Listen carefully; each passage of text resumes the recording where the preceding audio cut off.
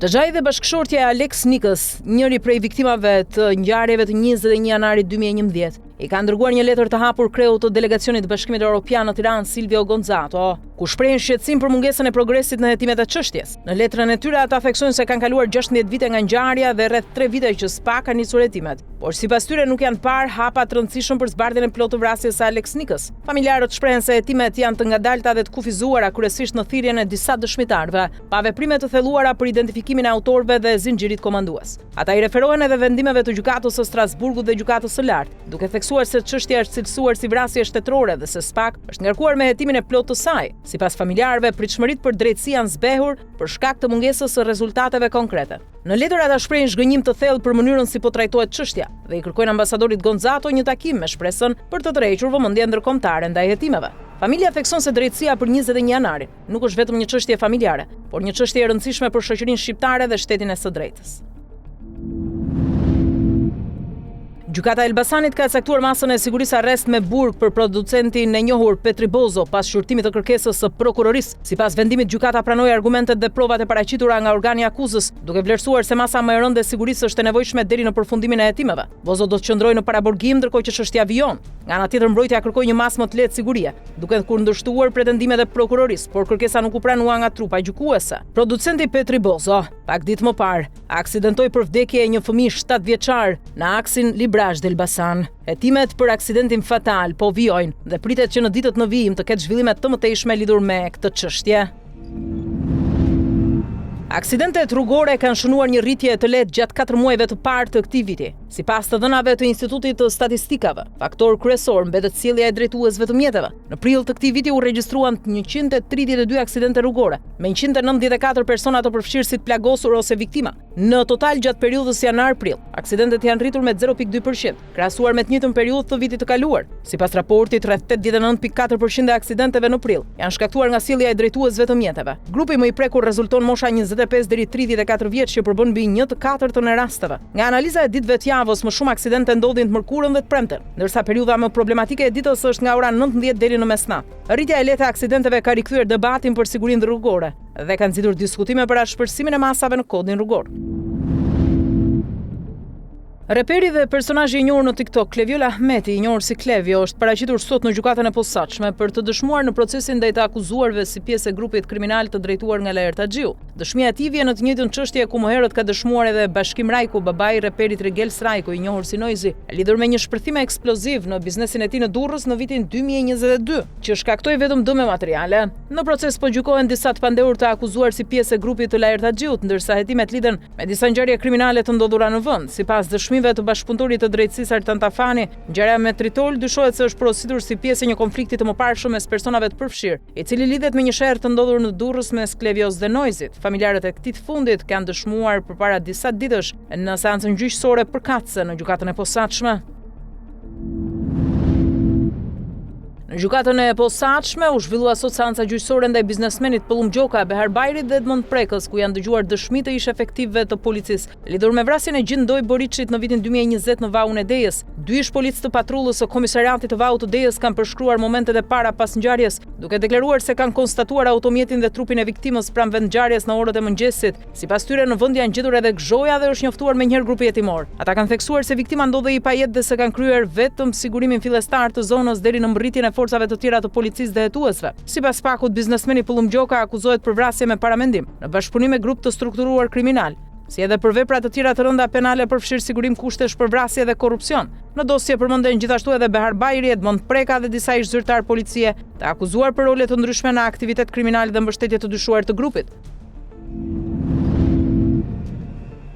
Zbardhet plagosja e 26 majit në zonën e kinostudios në Tiranë. Ngjarja ka ardhur pas një konflikti për shitblerjen e një automjeti në vlerën e 30.000 eurove. Policia ka identifikuar dhe shpallur në kërkim 3 persona, ku njëri dyshohet si autori plagosjes së 34 vjeçarit Jurgjin Humayezi, ndërsa 2 të tjerët si bashkëpunëtor. Sipas hetimeve, Humayezi kishte marrë automjetin nga autori i dyshuar, por nuk kishte shlyer shumën e parave. Për këtë arsye, autori ka shkuar në lokalin ku ndodhej 34 vjeçari për t'i kërkuar pagesën, çka ka sjellë fillimisht debat verbal dhe më pas përdorimin e armës së të zjarrit. Dyshohet se autori ka qelluar 2 herë drejt Humajezit, duke e plagosur 1 herë në këmbë. I plagosuri ndodhet jashtë rrezikut për jetën. Burimet hetimore bëjnë me dije se 34 vjeçari ka precedent penal dhe më herët është arrestuar për trafik klandestinësh. Gjithashtu në vitin 2018 ai kishte shpëtuar nga një atentat. Gjatë marrjes në pyetje Humajezi nuk ka dhënë deklarime për hetuesit, ndërsa policia vijon punën për kapjen e personave në kërkim dhe zbardhjen e plotë të ngjarjes.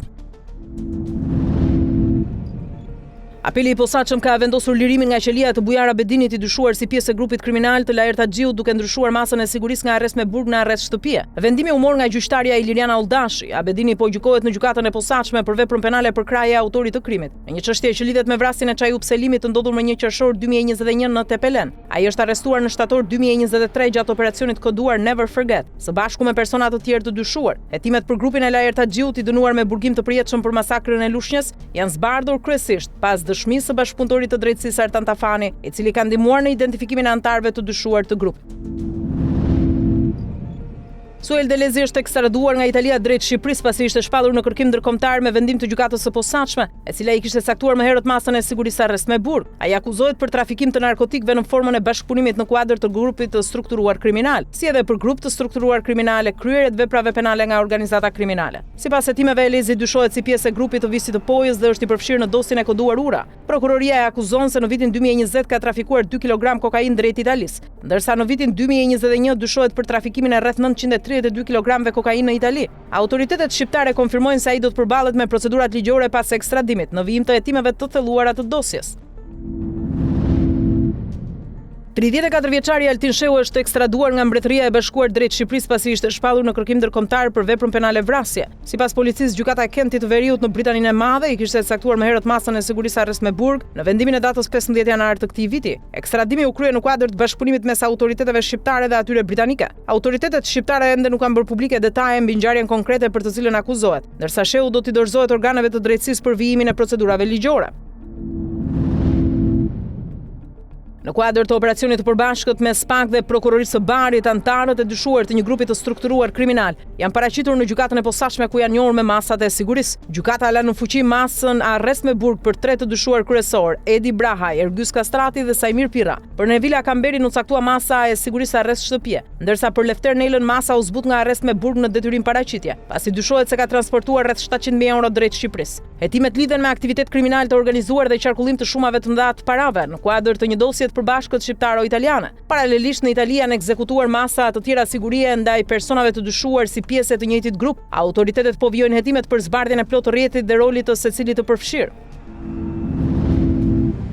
2 muaj e gjysmë pas vetflijimit të 25 vjeçares Gjuana Nikolaj në Tiranë, ngjarja e avionit mbetet e paqartë ndërsa hetimet janë zgjeruar edhe ndaj veprimeve të policisë së komisariatit numër 2. Agjencia e mbikëqyrjes policore ka nisur verifikime mbi mënyrën si është trajtuar rasti, pasi dyshohet për neglizhencë në hetimet fillestare. Ndërkohë në qendër të çështjes mbetet ish bashkëshorti i saj Eraldo Fizi i shpallur në kërkim për shkaktim të vetvrasjes. Familjarët pretendojnë se disa prova nuk janë administruar plotësisht, përfshirë telefonin e viktimës dhe një tjetër telefon që dyshohet se i përket një shoqeje të saj, e cila sipas tyre nuk është marrë sërish në pyetje. Ata ngrenë gjithashtu dyshime për mospërputhje në këqyrjen e vendngjarjes. Sipas të dhënave, ngjarja dyshohet ketë nisur pas një takimi në Shëngjin dhe pas kthimit në Tiranë, ndërsa viktima është gjetur e pajet të nesërme. Familjarët pretendojnë shenja dhune të cilat sipas tyre janë konstatuar edhe në raportet mjekoligjore. Eraldo Fizi vijon të jetë në Aratin ndërsa policia po vijon kërkimet për lokalizimin dhe arrestimin e tij paralelisht me hetimet për zbardhjen e plotë të rrethanave të ngjarjes së rëndë.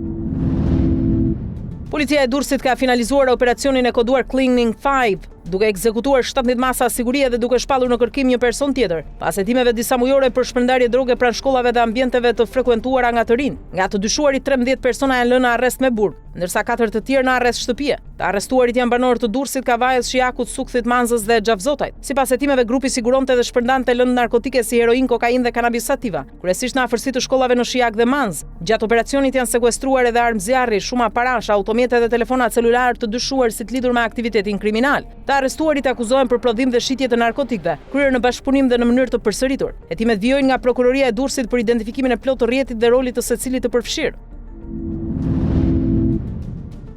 Një ngjarje e rëndë ka ndodhur në Mitrovic ku një 37 vjeçar ka humbur jetën dhe vllai i tij është plagosur pas një sulmi me thik në lagjen e Romëve. Sipas prokurorisë themelore në Mitrovic, viktima ka marrë plagë të rënda në pjesën e qafës dhe ka ndëruar jetë në vendngjarje, ndërsa vllai i tij është dërguar për trajtim mjekësor. Autoritetet kanë arrestuar një person të dyshuar për përfshirje në ngjarje, i cili është ndaluar me vendim të prokurorit dhe ndaj tij pritet të kërkohet masa e paraburgimit. Deri tani nuk janë bërë publike motivet e konfliktit, ndërsa hetimet po vijojnë për zbardhjen e plotë të rrethanave të ngjarjes. Autoritetet greke kanë identifikuar 2 shtetas shqiptar të arrestuar pas një ndjekje të rrezikshme në rrugët e Athinës, e cila nisi pas një plagosje me armëzjarri ndaj një tregtari pakistanez. Në pranga ka rënë Jerasimo Korkuti, 31 vjeç, dhe Adi Beqiri, 27 vjeç, si edhe një shtetas grek, ndërsa një person i katërt është shpallur në kërkim. Ngjarja ndodhi në zonën e Patinsonit, ku një person hyri në një dyqan celularësh dhe qelloi me armë pronarin duke e plagosur në këmbë. Pas sulmit, autorët u larguan me një automjet tip BMW, duke kryer manovra të rrezikshme dhe duke u përplasur me disa mjete të tjera gjatë arratisjes. Policia greke ndërhyri pas ndjekjes dhe neutralizoi mjetin në zonën e Kifishov, ku arrestuan 3 persona ndërsa një tjetër arriti të largohej. Sipas hetimeve, njëri prej të arrestuarve rezulton me precedent të rënd penal, përfshir një tentativë të mëparshme vrasje ndaj një biznesmeni në vitin 2022. Një operacion i gjerë ndërkombëtar i Guardia di Finanzas në Palermo, i koordinuar nga antimafia italiane, ka çuar në arrestimin e 3 personave dhe sekuestrimin e pasurive dhe kompanive me vlerë mbi 200 milionë euro. Operacioni është shtrier njëkohësisht në Itali dhe në disa juridiksione ndërkombëtare si Andorra, Gibraltari, Ishujt Kajman, Luksemburgu, Zvicra, Libani, Monaco dhe Spanja, me fokus kryesor në zonat e Costa del Sol si Marbella dhe Puerto Banús. Sipas hetimeve, bëhet fjalë për një sistem financiar të ndërtuar mbi riinvestimin e parave të trafikut të drogës, që daton nga vitet 80 dhe lidhet me Cosa Nostra e Trapanit. Në qendër të këtij rrjeti përmendet edhe figura e Matteo Messina Denaro, ish bosi mafioz i njohur si Diaboliku. Autoritetet kanë zbuluar një rrjet kompleks kompanish offshore dhe personazh ndërmjetës që kanë kanalizuar fondet në ekonominë legale në disa shtete, përfshir investime në sektorin e energjisë së rinovueshme në Sicili. Hetimet vijojnë ndërsa antimafia italiane paralajmëron se organizatat kriminale po përdorin gjithnjë më shumë parajsat fiskale dhe rrjetet financiare globale për të pastruar kapitalet e paligjshme.